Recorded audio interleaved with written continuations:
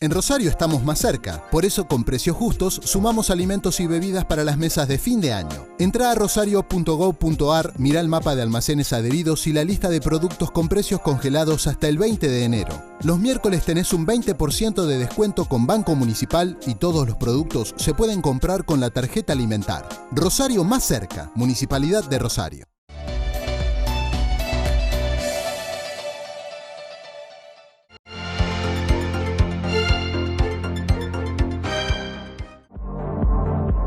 Primer día del año y aquí estamos en Acceso a los Derechos. Hoy vamos a estar hablando con el secretario general del Sindicato de Luz y Fuerza, Alberto Boto. Vamos a hablar sobre todos los temas, sobre la actualidad, la situación de los trabajadores y las trabajadoras, sobre el teletrabajo, sobre la pandemia, cómo afectó en la vida de los argentinos y argentinas. Espero que la disfruten y que la pasen bien.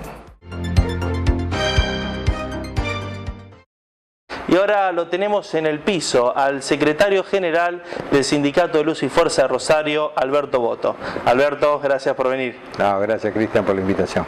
Bueno, un año bastante movido. Bastante movido, bastante complicado, desde todo punto de vista. La verdad que si uno hace un análisis de lo que fue este paso por la pandemia, algo que no estaba en la imaginación de nadie. Es más, creo que cuando comenzó todo esto lo veíamos tan lejos que no pensábamos que podía llegar a tener las implicancias que tuvo, las consecuencias que tuvo. Hoy estamos lamentando más de 40.000 víctimas en el país.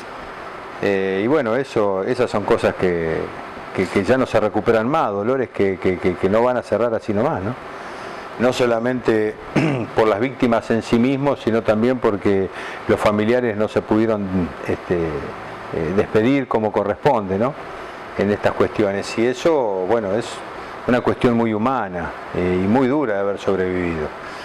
Y la verdad que desde que se declaró acá en la Argentina el aislamiento social obligatorio, yo creo que fue una medida muy acertada de parte del gobierno, una evaluación particular que hago, pero la traslado obviamente porque creo que el cuidado de la vida tiene que estar por encima de todo. Creo que tuvo sus frutos, ¿no? Nosotros tenemos que hacer también un análisis de que no colapsó el sistema sanitario, que era uno de los graves riesgos que corríamos. Estuvimos ahí, al borde, pero no colapsó. No es un dato menor. Pero bueno, era inevitable que consecuencias iba a haber. Creo que se pudieron minimizar a pesar de algunas actitudes responsables de algunos sectores que decidieron lamentablemente politizar la pandemia y que instaban a marchas anticuarentena, bueno, consignas diferentes, convocaban a un montón de gente donde no estaba el distanciamiento social, donde no se respetaban las medidas sanitarias que nos recomendaban las autoridades, y obviamente que hubo más contagios también por ese tipo de cuestiones, además de algunas otras cuestiones que tienen que ver con el comportamiento individual, con la responsabilidad individual que siempre apelamos nosotros de cada ciudadana, de cada ciudadano, en momentos tan difíciles, ¿no? Así que bueno, atravesando todo eso, nosotros por lo menos en nuestra institución hicimos varios trabajos. Tratamos justamente de cubrirnos en todo lo que tenía que ver con la cobertura. Llevamos adelante una campaña de vacunación sin precedentes porque vacunamos a toda nuestra población de riesgo en principio a la casa. Fuimos a la casa a vacunarlos. Y con eso eliminamos también después lo seguimos haciendo con los trabajadores, ¿no?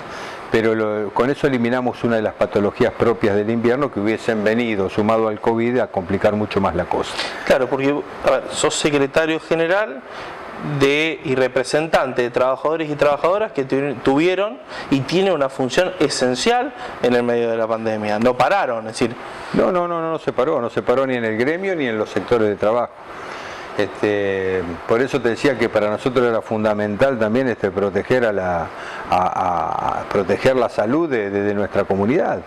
Gracias a Dios no tuvimos grandes grandes problemas. Sí hemos tenido algunas pérdidas que obviamente que lamentamos, nos solidarizamos con las familias, pero gracias a Dios la llevamos bastante bien, gracias a toda esa red que pudimos desplegar. Tuvimos una línea COVID, que aquellos que se contagiaban tuvieran un contacto directo con un médico que los contenía y les iba preguntando cuál era la sintomatología, y ante determinadas situaciones que analizaba el médico se decidía o no la internación temprana, entonces no se dejaba pasar. Creo que todo eso ayudó a minimizar, y la verdad que lo que hicieron nuestras compañeras y compañeros en los sectores de trabajo es realmente elogiable. Desde un primer momento para garantizar el servicio. Sabemos que si no tenés electricidad no funcionan los respiradores, por ejemplo, ¿no? Para ir al caso más extremo, sí. Pero no se hubiese podido garantizar el aislamiento social obligatorio sin electricidad, que es algo Bueno, la ministra Silvina Fran, en una de las entrevistas que tuvimos, le agradecía a los trabajadores de la empresa provincial de la energía al haber dispuesto todo, es decir, al servicio, al realizar o al poner en marcha el hospital modular, es decir, También, exactamente, se intervino en eso. Pero nosotros, o sea, en el gremio nuestro no somos solamente la empresa provincial de la energía, tenemos plantas de generación, son los que la producen, los compañeros que la producen. Después tenemos la parte de distribución, que es lo que uno ve, lo más común. Si vamos a nivel nacional, tenemos que sumar la parte del transporte de energía, es decir, que desde los grandes centros donde se produce la energía eléctrica, se transportan justamente a los lugares de consumo. Bueno, es una actividad que ha sido esencial, como el agua, como lo han sido los médicos. Obviamente que los que están en primera línea son los médicos, ¿no? A quienes creo que el pueblo argentino les va a estar agradecido de por vida, porque hasta la vida han dado para solucionar o para poder transitar los problemas que ha generado la pandemia. Y en el caso particular nuestro, bueno, se ha dado hasta lo imposible.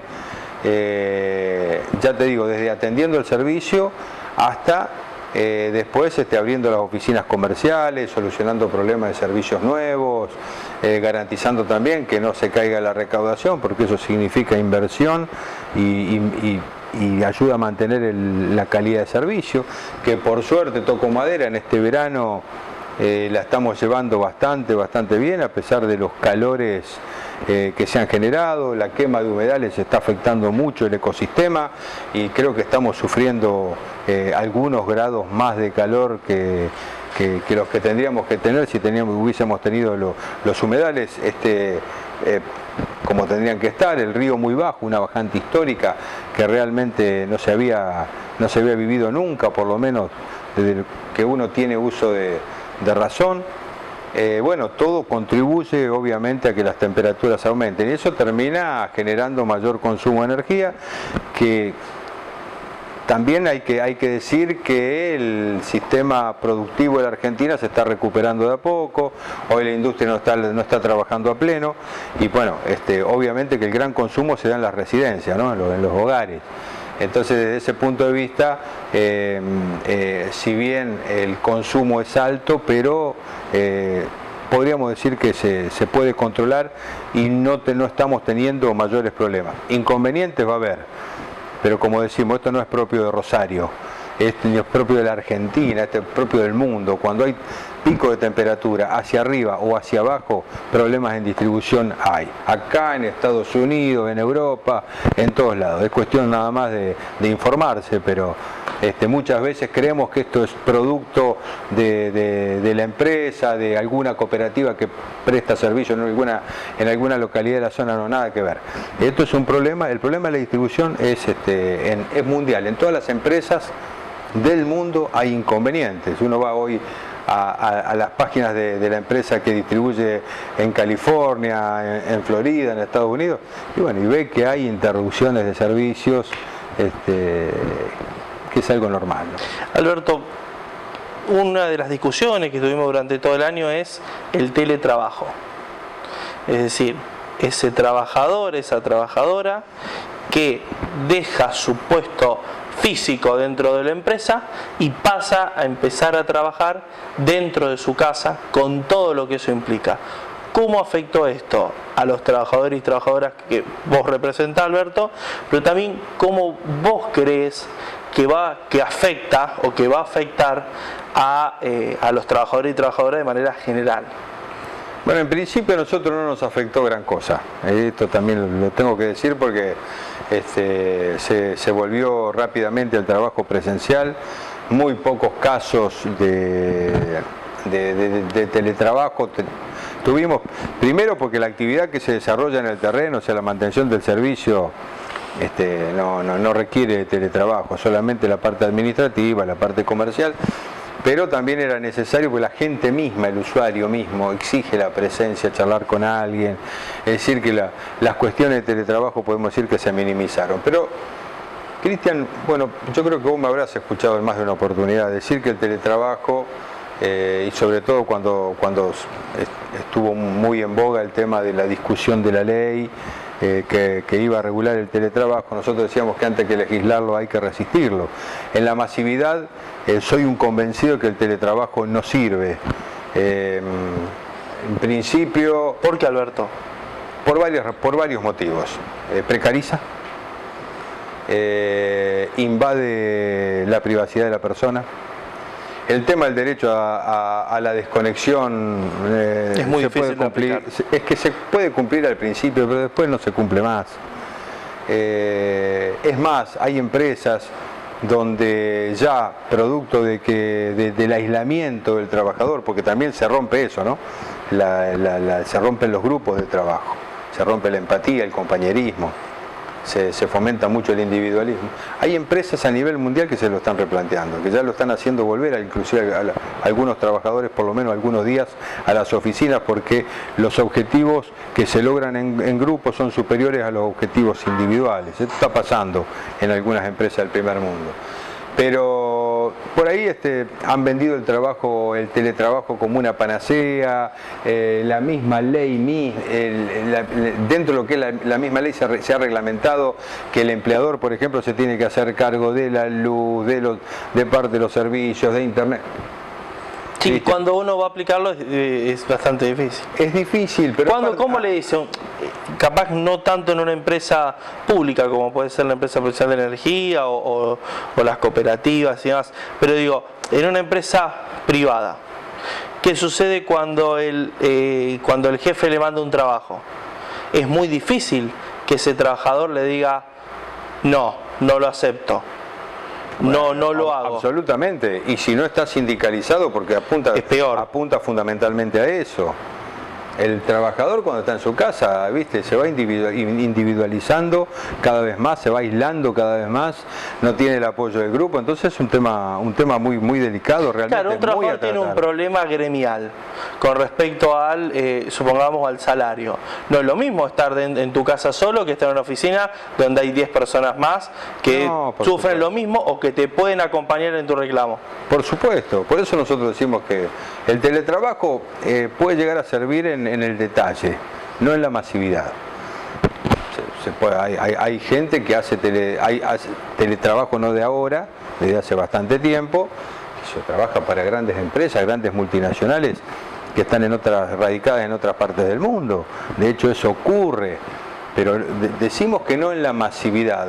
Vos fíjate, hay un hecho concreto, artículo 8 de la ley creo que el artículo 8 de la ley de teletrabajo, donde habla de la reversibilidad. Sí, retroceso, volver a tu puesto presencial. Fue uno de los más atacados por los industriales, justamente, que se oponían a que se sancione la ley, por lo menos en los términos en que se sancionó.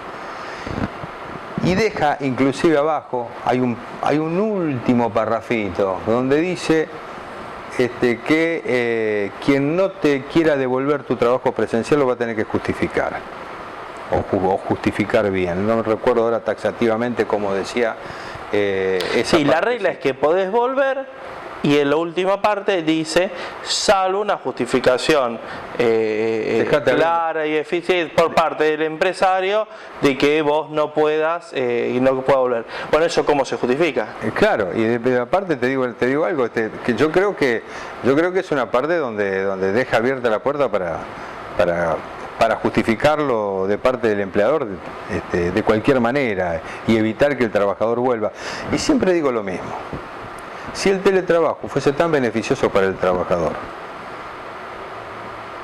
¿realmente habría tanta promoción, habría tanta inversión, habría tanta promoción para que se acepte el teletrabajo? Pensémoslo, ¿no? Con el espíritu crítico que nos suele caracterizar a nosotros, ¿no?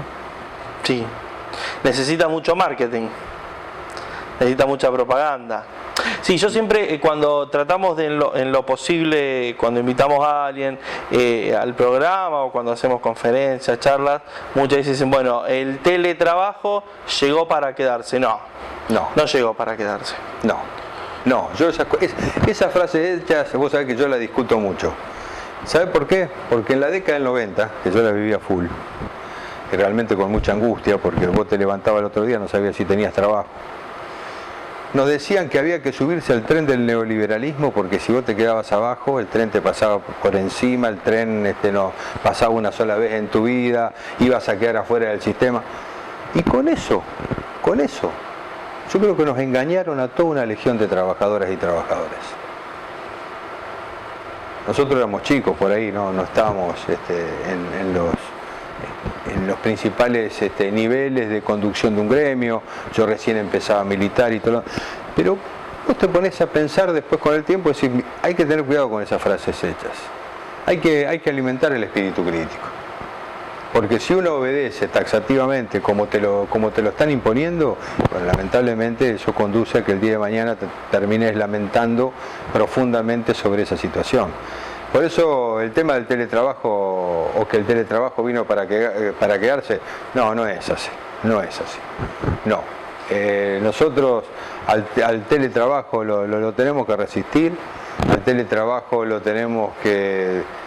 Porque también te dicen, y yo desde mi casa trabajo más cómodo y todo lo demás. Sí, al principio, hasta que no te pongan una cámara que te esté vigilando las 8 horas de trabajo que vos tenés que tener, que cómo estás sentado, a ver cuál es el sillón que vos estás utilizando, si es ergonómico o no. Yo no sé si el empleador te va a proveer de todas las herramientas. Es más, yo creo que eso se rompe solamente con algo muy sencillo, un aviso en el diario, con requisitos.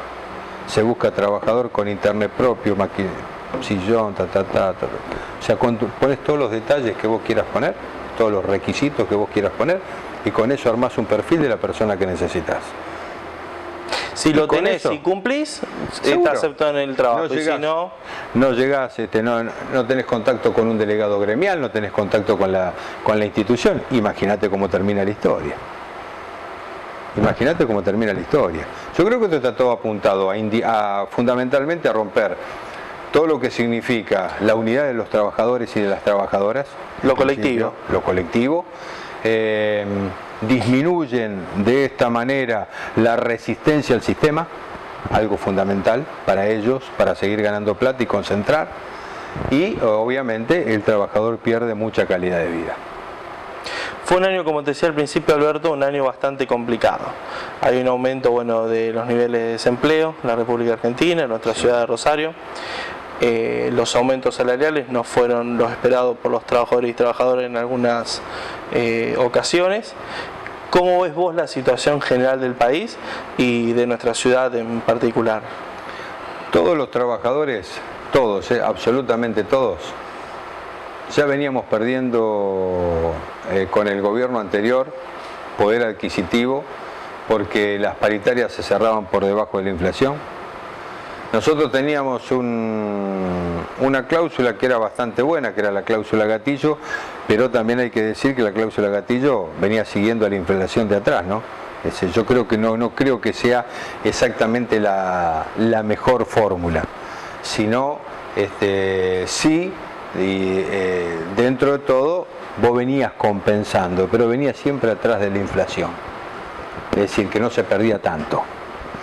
Después, bueno, ahora no tuvimos más cláusula gatillo, pasamos a discutir de otra manera, pero también hay que decir que, bueno, obviamente nadie elige gobernar en pandemia, ¿no? Y esto ha complicado obviamente que todo.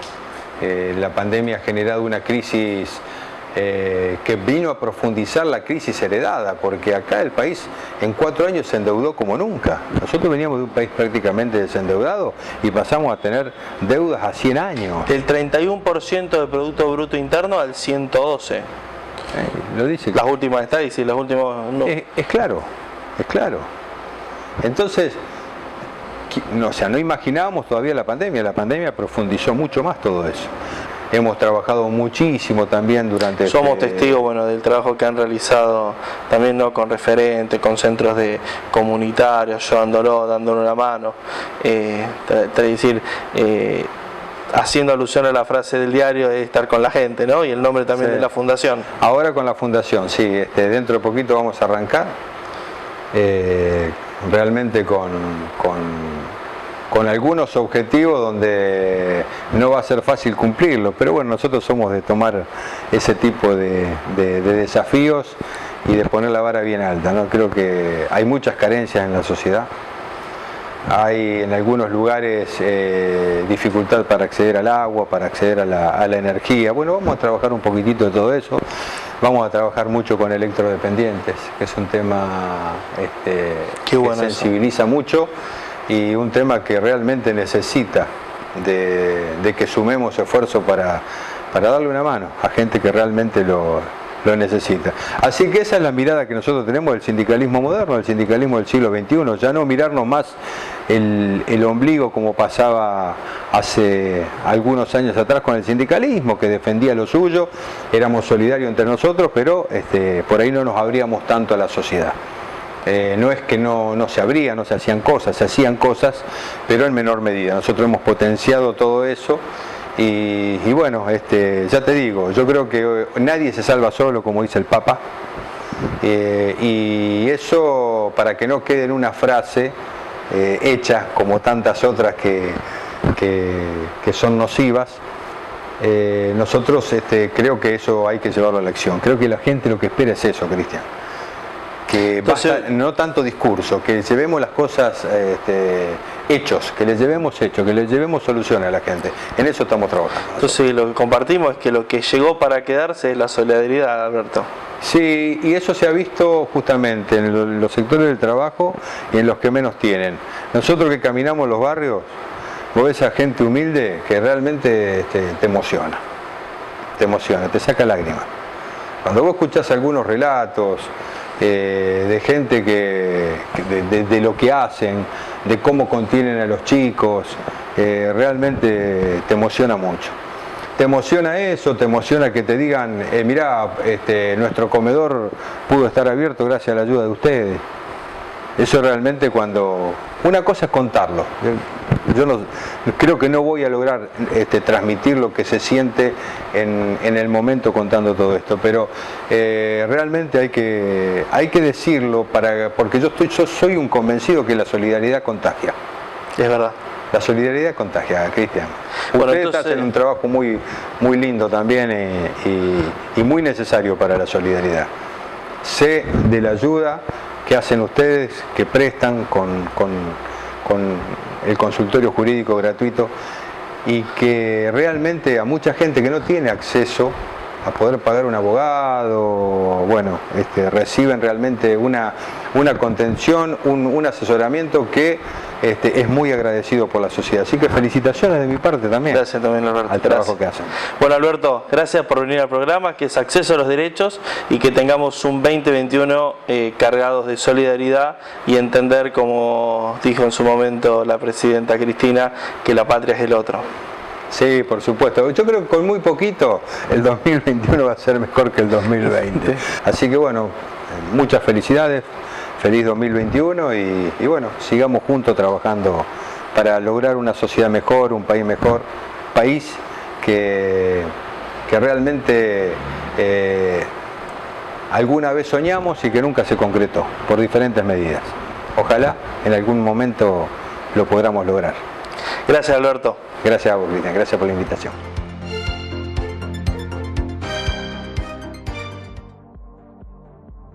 Estamos en 1 de enero del año 2021. El año pasado, el año 2020, fue un año cargado de emociones, de sentimientos, de muchísimo trabajo, de proyectos, de actividades, de muchísimo esfuerzo y de muchísimo sacrificio. Por eso quiero agradecerle a todas las personas que nos acompañaron, especialmente a mi familia, a mi grupo de trabajo en el cual integro, a quien todos los días nos acompañó y puso muchísimo esfuerzo para que esto sea posible, a Gustavo, alias El Bocha. También agradecerle a toda la producción, a RB Producciones, Roberto Bursich, que nos dio y nos brindó este espacio, nos abrió las puertas, nos enseñó, nos ayudó a hacer el programa, a hacerlo cada semana, y especialmente agradecerle a ustedes, a los vecinos y vecinas de la ciudad de Rosario que nos acompañaron todas las semanas a llevar adelante este programa, mirándolo, pero también compartiéndolo y haciéndose parte del mismo. Fue un año muy fuerte, como decía al principio, cargado de sentimientos y de emociones. Queremos un 2021 lleno de solidaridad y, como siempre decimos, queremos que cuenten con nosotros, con nuestro trabajo, con nuestro esfuerzo y con nuestro compromiso de que siempre vamos a estar presentes. Gracias y muy buen 2021.